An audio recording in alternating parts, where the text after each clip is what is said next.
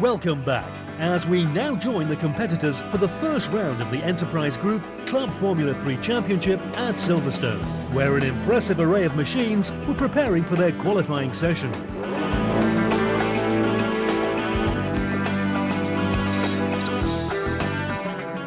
Shortly afterwards, we caught up with some of the drivers to talk about their experiences and motorsport history. I came through the Silverstone race school, so I know Silverstone quite well, and done the BRDC. I won the championship for them in '99, and then moved into Renault and then into F3. Right. So you've been out qualifying this morning. It's dry for a change. How's it felt? Not too good really. It feels it's quite greasy out there. I think someone was dropping oil, so it's quite cold. The temperature of the tyres can't go right up. We started on new tyres as well, so it's a struggle to get some temperature. It doesn't feel fast, but we're not going too bad. It's a new championship, certainly for us on TV. What's your history in the motorsport background?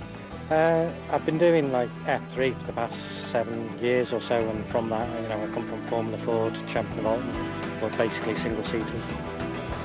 You're obviously having a very busy day today. Not only are you driving, but you're also keeping the sponsors happy and everything as well. Absolutely, and that's what we've got to do. We're very grateful to Michael Tapper, the CEO of the Enterprise Group, and what he's done for the championship. He's come in and helped us develop this new championship, which we're trying to develop it into the biggest and best club championship in the UK. And the BRSCC have given its full backing for this. And we think that with the number of drivers and cars that are about to come out, we should be getting grids of about 20 F3 cars, and quite a lot of them are actually eligible to compete in current international British F3. So it's as big a grid as you're going to get on an F1 field as well? Yes, it could well be. The difference is that it's much, much cheaper. It's the start of a brand new era as the Enterprise Group Club F3 Championship gets underway here at Silverstone. It's Ken Finneran that's on pole position for the first round of the championship, with Shane Kelly next to him on the front row of the grid. John Gray and Gary Marsh are on row 2, Keith Baldwin and Alan Ellis row 3. Class B is headed up by Paul Sibley on the inside of row 4. The first Masters class car is that of Peter KALPAKIOTis on 9th position on the grid. So the cars now coming back round to take the start of the race. The yellow flag holding the yellow number 5 car of Ken Finneran in position there. The marshal walking to a place of safety. The green flag is waved at the back of the grid.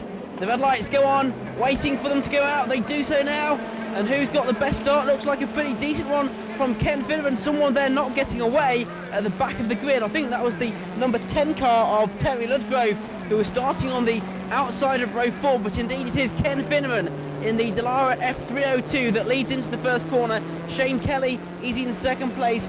John Gray is third. Up into fourth place, I think, has gone Keith Baldwin as the cars head down towards the tight right-hander at Beckett's corner for the first time. It's a 25-minute race. That's Gary Marsh running a little bit wide there in the number 4 car.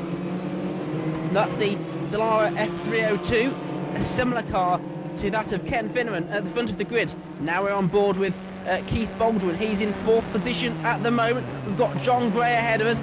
He in turn is having a look at Shane Kelly, who's there in 2nd place. Round Luffield they go, this long right-hander that brings the drivers round to the end of the lap. So coming through to complete lap 1, it's Ken Finneran in the lead. He's got an 0.8 of a second advantage over 2nd place man Shane Kelly. In 3rd place it's John Gray. In 4th it's Keith Baldwin. In 5th position it's Gary Marsh. And up to 6th at the end of lap 1 was Paul Sibley, the man in the lead of Class B for the slightly older cars. Back down to Beckett's once more. It's a short lap here at Silverstone, 1.6 miles. A lap takes around about 57 seconds for these cars, for the quickest drivers at any rate. Going through there is number 34, and that's Peter Hannam, one of the Masters class drivers. Shane Kelly is starting to pull away from John Gray in 2nd place, closing up onto the tail of race leader Ken Finneran, and closing up them under braking for Brooklyn towards Keith Baldwin onto the rear of John Gray's car. But up ahead, as we can see, how much closer it is now for 1st and 2nd position, with Shane Kelly right now on the back of the race leader Ken Finneran as they cross the line to complete lap 2, move on to the start of lap number 3.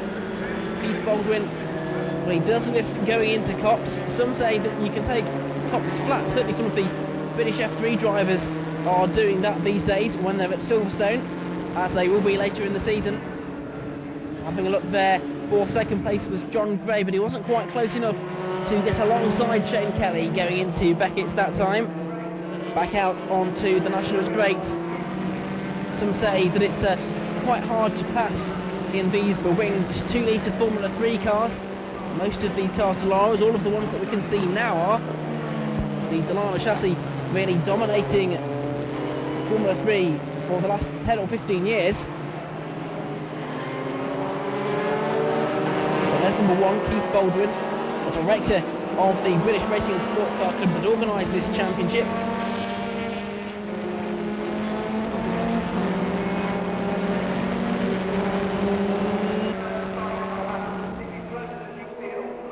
That car on the right hand side of your screen, that's number 10, Terry Ludgrove, the man who got a rather poor start.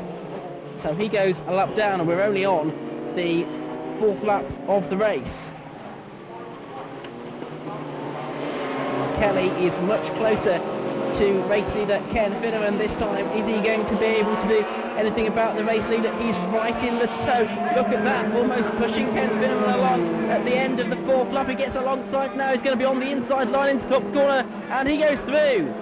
So a change of lead. Shane Kelly gets ahead at Copse, the RDC single-seater champion of 1999. He's done some Formula Renault racing as well back in 2002. Ken Finneran down then to second place and beginning to come under threat already from number 8 John Gray in the DAX sponsored car. And Keith Baldwin, well, he's not too far behind either, is he? One car coming into the pits there, and that was Peter KALPAKIOTIS, who was coming in his Delara F391, one of the Masters class cars.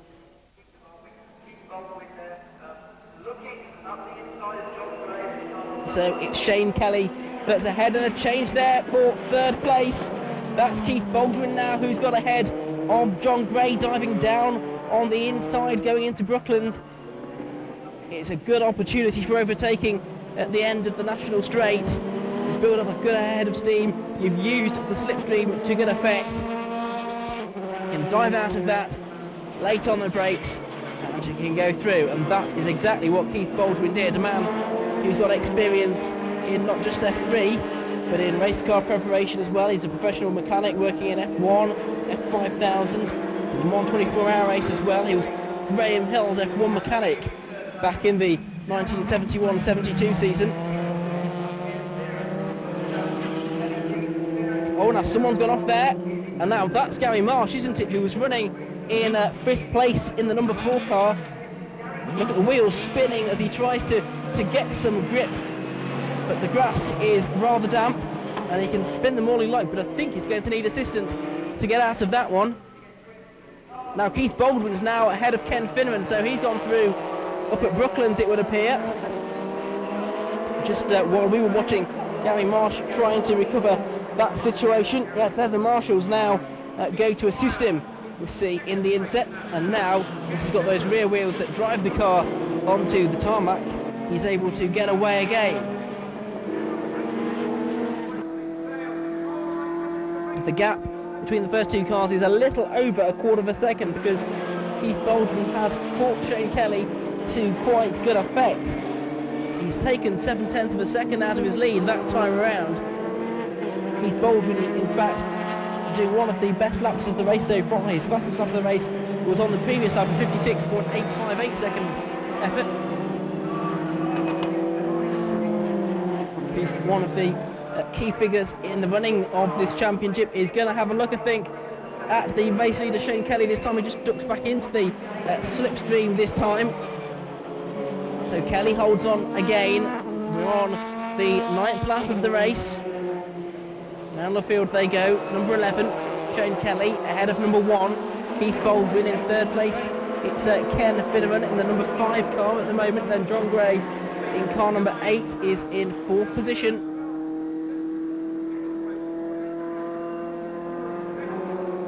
Shane Kelly, the Hampshire driver. He's a kart mechanic by occupation. Now Ken Finneran, well, he's dropped back now behind John Gray, so he's gone back into 4th position now, so out of our sight. John Gray has got through, and Ken Finneran falling out of contention, the Newmarket driver.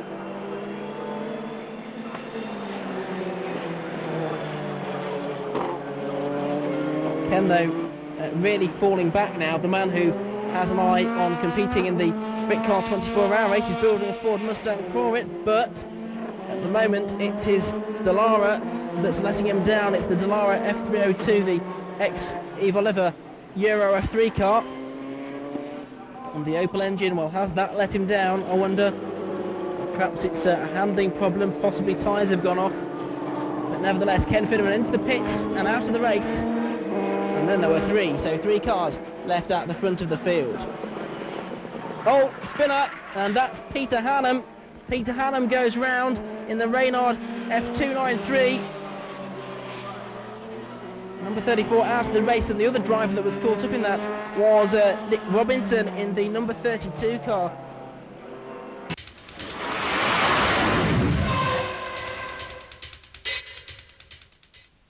Do you have zero no-claims bonus and want cheaper car insurance? Well, at last, there's car insurance for people with zero no-claims bonus. Bell.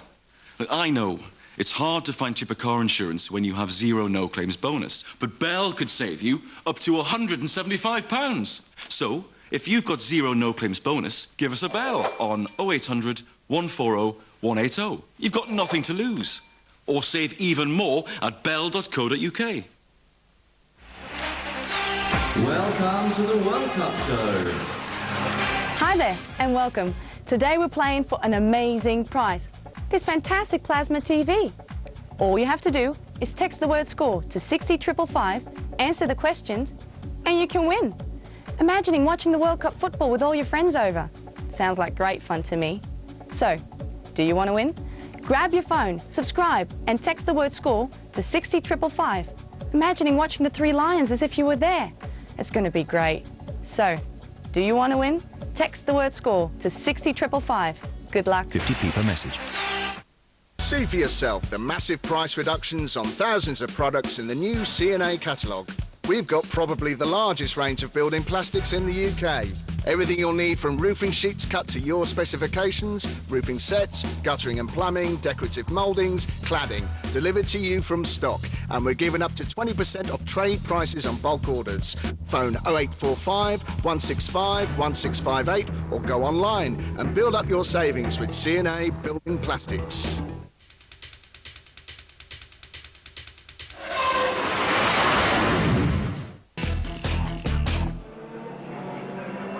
The leaders now back onto the site of that incident of a lap or so ago. And it's Kelly that leads, but is he going to lead for much longer because he had a problem there? Possibly a missed gear change. That allowed Keith Baldwin to get right onto his tail, but he couldn't really capitalise that time. Couldn't Keith Baldwin. And so Shane Kelly's advantage remains static as the snatch vehicle goes in to remove Peter Hannum's car from the scene.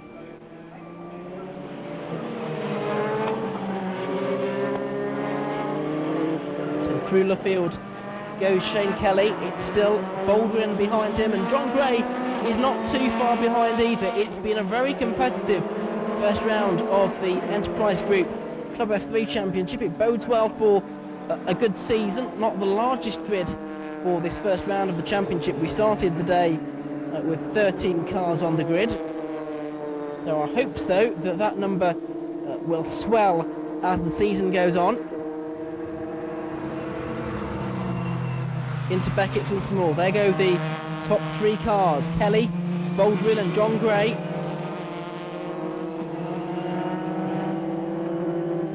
Keith Baldwin,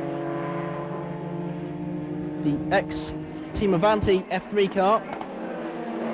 There, Shane Kelly trying to get past one of the back marks. I think that's Chris Needham in the number 17 car, and that ever so briefly delays Keith Baldwin. The tail steps out for John Gray, and John Gray goes round. He was trying to get past the back marker, possibly a little bit too keen to do so. The car went round, and now he's stuck in a tricky position because he's right on the edge of the circuit. There's not a lot of steering lock on a Dallara F3, and yes, he's going to have to take a trip through the gravel, a pretty uncomfortable one, I don't doubt, to try to get back onto the circuit. That was Alan Ellis who got through, so now Alan Ellis in the number 2 car goes up into 3rd position. So it's now just 2 for the lead as we go on to lap number 17. Baldwin is going to have a look up the inside. Does he know? He looks to the outside. He brakes too late at Brooklands, and Keith Baldwin is out of the race. Car number 1, Keith Baldwin, wheels spinning in the gravel. There is no way out.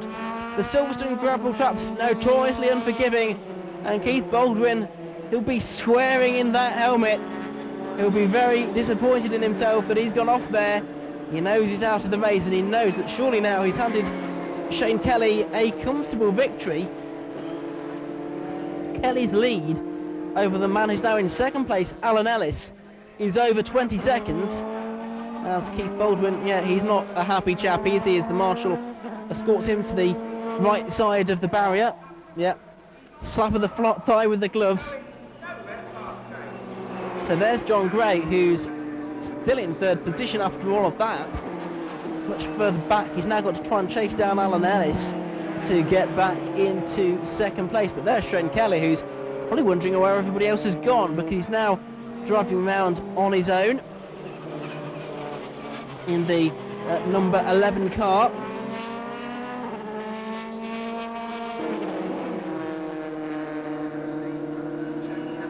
There's number 2, that's Alan Ellis. He's the man who lies in 2nd place. In the Dallara Renault, it's the Mark Bailey Racing run car. Oh, someone going off there, it's Chris Needham. Number 17, Chris Needham in the Dallara F396, spins around. The Morecambe driver gets going again, I'm glad to say. Lots of motorsport background, mostly in karting is Chris Needham's experience, other than Club F3. So Shane Kelly going through again, this now on the 22nd lap of the race.